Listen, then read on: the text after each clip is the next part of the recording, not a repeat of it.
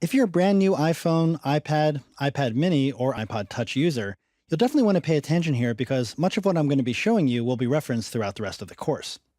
The physical layout of the buttons and other features of the iOS devices are nearly identical at this point. I'll be using the iPhone 6 for this walkthrough. When looking at the screen of the iPhone 6, 6 Plus, or later, you'll find the Sleep-Wake button on the right side of the device. This is its location for the current line of iPhones. On all previous models of the iPhone and on the iPads, the Sleep-Wake button is located on the top right corner. Centered below the screen on all iOS devices is the Home button. On the back of all three devices, you'll find the camera. The iPhone and iPod Touch have built-in flashes for the camera, while the iPads don't currently have flashes. On the iPhone, there's a microphone located between the camera and the flash. All iOS devices have a front-facing camera as well, located above the screen. It's used for taking self-portraits and for using the FaceTime video chatting feature, which we'll look at in a later chapter. On the iPhone, you'll also find the earpiece for hearing your calls, and there's actually a third microphone here as well, which helps to eliminate background noises during calls so your voice sounds clearer to the people you're talking to. Another slight difference in hardware layout has to do with the placement of the mute switch and volume buttons. The volume buttons are found on the left side of the iPhone and iPod Touch, and on the right side of the iPad and iPad mini. Above the volume buttons on the iPhone and older iPads is the mute switch. The iPod Touch and newer iPads don't have one. iPhone and cellular-capable iPads also have a SIM card slot, which is where your account information with your cellular provider is stored. But for the most part, the iOS devices have the same features and buttons. Now let's look a little more closely at what some of these buttons are for. The lone button at the top of the device, or in the case of the iPhone 6, 6 Plus, and later, on the right side of the device, is the Sleep-Wake button. This is the button that lets you lock the screen when the device is on so you don't accidentally tap or activate any apps or other features. When the phone is on, press the Sleep-Wake button once to lock the screen. At this point, the phone is still on and can still receive calls, text messages, emails, and so on, but it's using very little power with the screen off. In this way, you can't accidentally hit any on-screen buttons because there are no on-screen buttons when the screen is off. Putting the phone to sleep, or locking the screen, as it's also referred to, is always just one press of the button. Unlocking the screen actually happens in two parts. First, press the Sleep-Wake button again, or you can also press the Home button.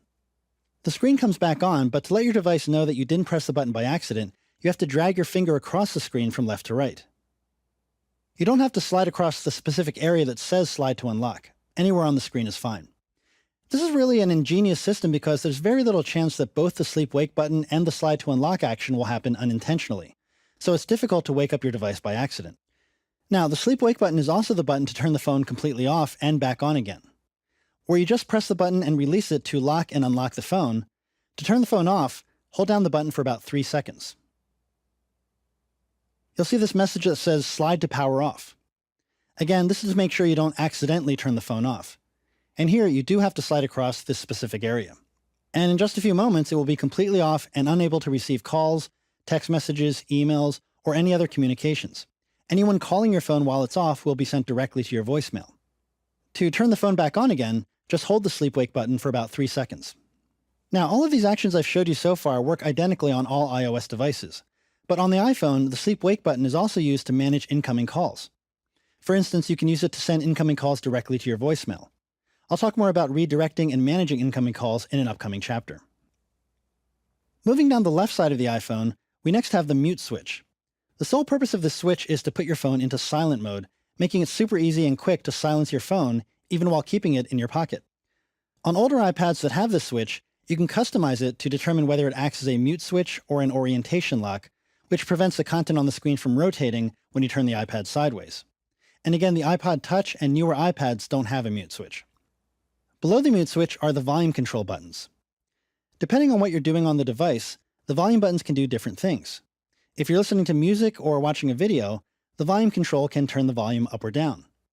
If you're on a call, it controls the level of the caller's volume. And in all other cases, it adjusts the volume of your ringtone or alarms. The only other button on the iPhone is on its front at the bottom. Again, this is the Home button, and even though it's just one button, it's a very important one, and I'll be showing you its uses over the course of the following movies. Now let's look at the bottom of the device.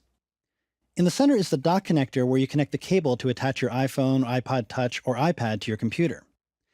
Starting with the iPhone 5, the 5th generation iPod Touch, the 4th generation iPad, and the iPad mini, Apple introduced a type of connector called Lightning.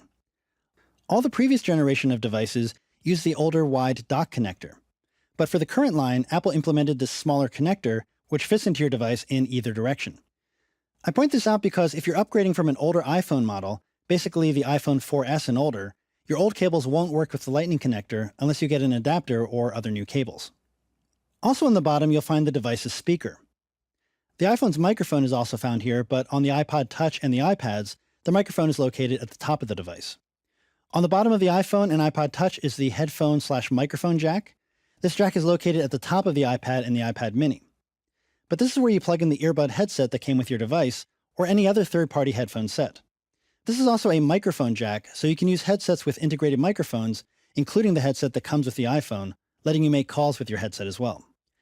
So that's your basic tour of the outside of the iOS devices.